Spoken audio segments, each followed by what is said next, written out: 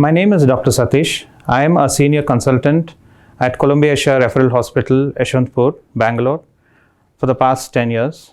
And I cater to a lot of general surgical work, bariatric, minimal access surgery, metabolic surgery, and also oncosurgery and GI surgery. Now, we are a team of about 5 to 6 surgeons and covering a lot of liver diseases, upper GI tract, the small intestine, large intestinal diseases, bariatric procedures, in addition to the general surgical work like the ventral hernias, groin hernias, and a lot of lumbar hernias.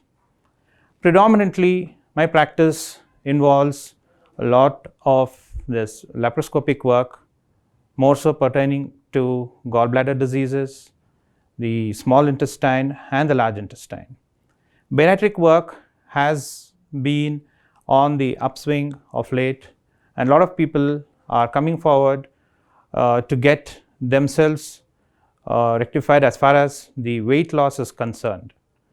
Now, it's not only for the cosmetic reasons that we do bariatric surgery, but also for the metabolic component. There are a lot of metabolic issues that happen with people who are obese, and so the awareness has become more and more of late in the general public. Now, of late we have added, we are going to add also the robotic metabolic surgery in addition to the existing laparoscopic work. Apart from this, I also deal with a lot of thoracic work, a lot of patients coming with pleural effusions who need decortication or just a diagnostic thoracoscopy, and a lot of pulmonary issues that are there secondary to pleural effusions. So, I also cater to these pathologies. Now, in addition to this, there are a lot of upper GI work such as hiatus hernias, for which we do fundoplications, and then diaphragmatic hernias. Now, there is a lot of impetus, or a lot of importance that is being given to weight loss. There are a lot of people who are aware about the ill effects of obesity and weight gain. Right from the childhood, right up till about 60 years, people who are obese face a lot of medical complications, medical issues, unable to walk, back pain, diabetes, hypertension, breathing difficulties. They are not able to sleep properly. It is called obstructive sleep apnea. A lot of these issues that are there, which people are aware. Now, I would like to say that since this is such a dangerous trend, it's becoming more and more severe or more complex when in comparison to diabetes and hypertension. And diabetes and hypertension are also a part of this excess weight, that is obesity. Now, we run a 360-degree weight loss program here.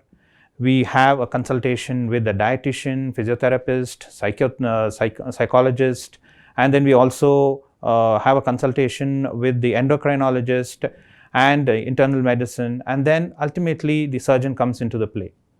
Now, at the initial I would like to emphasize that every patient who walks through the door of any hospital or through Columbia Asia does not get operated for weight loss. They have to understand that it is a lifestyle change that they have to undergo. There is a change in their system following surgery.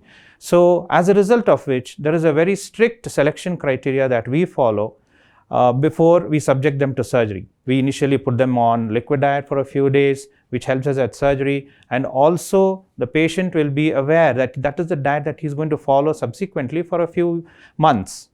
Now, after surgery, the patient will have to follow a little bit of restriction, but of course, there will be a commitment that the patient has to give for himself in terms of follow-up, exercise, and a diet plan. There will be some amount of multivitamin deficiency, some hair loss temporarily for a few percentage of patients, which can be handled very easily. Now, there is a misconception amongst the general public that bariatric surgery means we are going to cut open the abdomen and the patient will be lying on bed for almost 4 or 5 days. He might have a disastrous event. There is nothing of that sort. As this is the reason why we are going to evaluate the system, evaluate the patient properly, and then subject him for surgery only if he satisfies all the criteria that we have laid down. Now, after surgery, the patient is able to get up and walk on the same day of surgery, and subsequently he'll be able to take some clear liquids for the following day after we do a check CT scan, and after that he is likely to go back on liquid diet for a few days for the specified period and then switch on to normal diet. This is the reason why we tell the patients to be on a very regular follow-up. Now, there is again a misconception amongst patients that they are going to spend a huge amount. They have to sit and calculate the amount of money that they are going to spend for diabetes and hypertension medication in comparison to the surgical cost. Now, as soon as surgery is done and over with, the same day, most of the patients go off the anti-diabetic medication. They are also off the antihypertensive medication. They are able to sleep well. They are able to walk better. They are able to take care of their own personal hygiene. They will also not feel that they have undergone a major surgery like metabolic surgery, because even though they are going to eat less, still their energy levels are quite good and they will never ever feel tired or exhausted. Of course, there will be a few injections that they would have to take for a few months, and after that, regular follow-up is all that is needed. Once in 3 or 4 months, we usually do some investigations, and then after about, say, 3 years, the patients are free to be on their own, because by that time they would have known the lifestyle changes and also what medications need to be taken.